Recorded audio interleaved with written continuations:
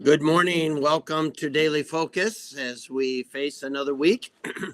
This week will be a Where is Pastor Week, because I will be in Florida starting tomorrow and doing various things um, in helping my folks and in spending some time with family. We call it Berlin Christmas in Florida.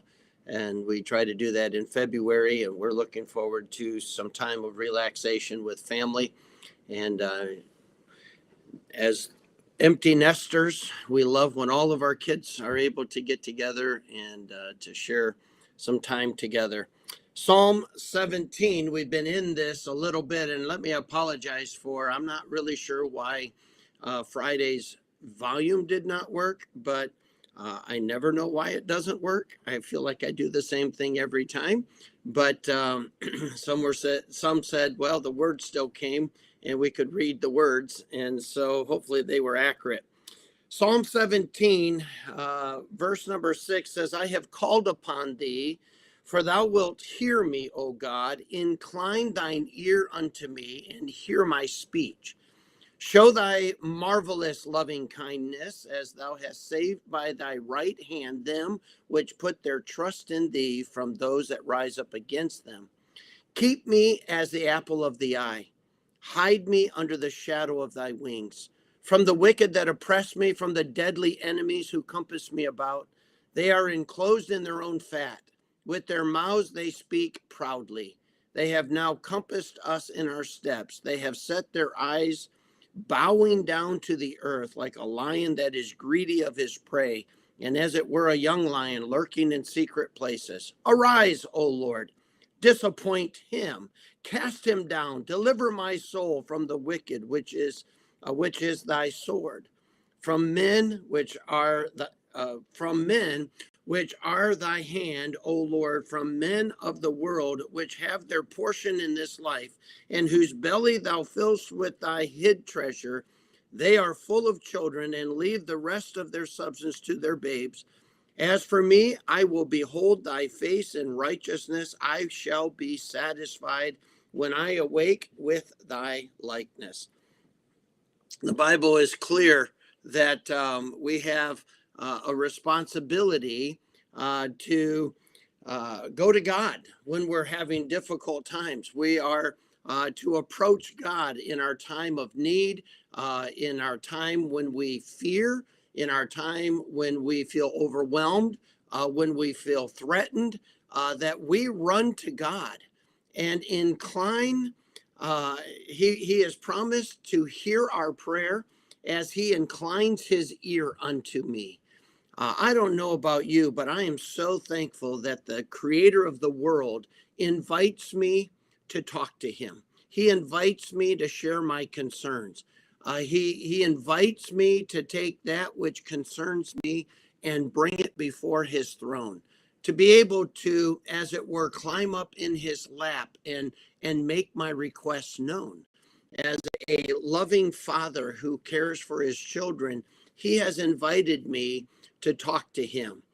As my kids grow and now are grown, I always wanted them to feel like they could come and talk to me, even if they were going through some things that they weren't sure that they were handling right, and were pretty sure that dad would not be pleased with how they were handling them or what they were doing. I wanted my kids to feel free to come and talk to me about it. I wasn't there to be a judgment zone. I was there to help them and steer them, to nurture and admonish them. And I wanted them to feel free, that I wasn't there to browbeat them. I wasn't there to just punish them, but I was there to lovingly help them.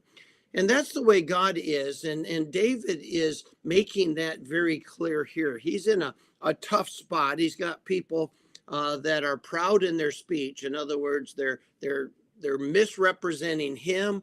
They're misrepresenting God. They're speaking evil of him. They're threatening him. And he says, they've compassed me about. They're enclosed in their own fat. In other words, they've got their own agenda. They're just trying to please themselves. and their speech is so egotistical and filled with selfishness.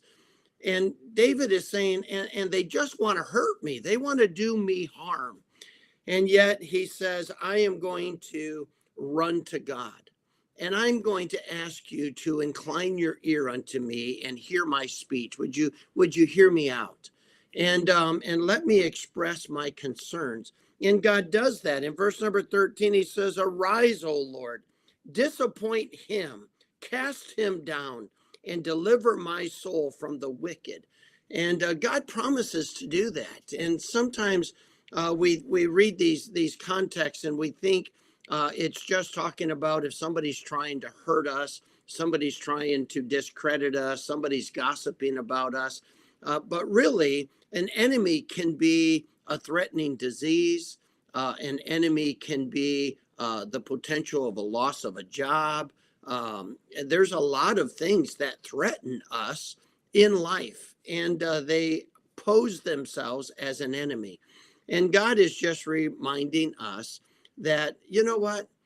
Don't sit there and stew and fret and complain and become a victim.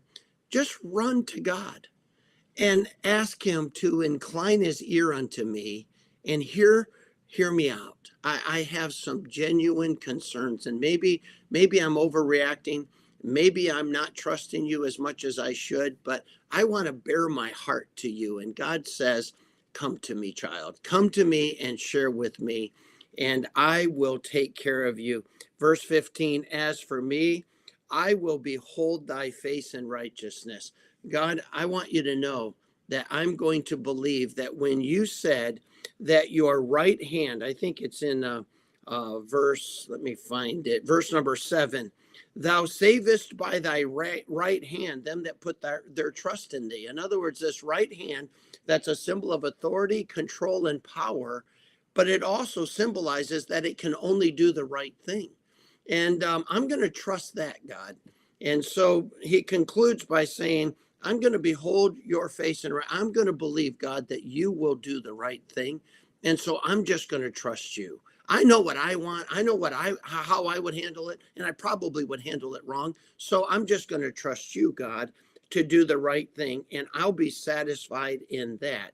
And when I awake, I just want people to see Christ in me. I want to be in your likeness. I don't want people to see me in this situation. I want them to see you so that you get all the glory. And may we live life that way as we approach today and this week. I'll look forward to seeing you tomorrow. I'm not really sure what time I'll get it in tomorrow. It might be from an airport, but I'll try to share some scripture with you as we jump into Psalm 18 tomorrow. God bless you. I hope you have a great day.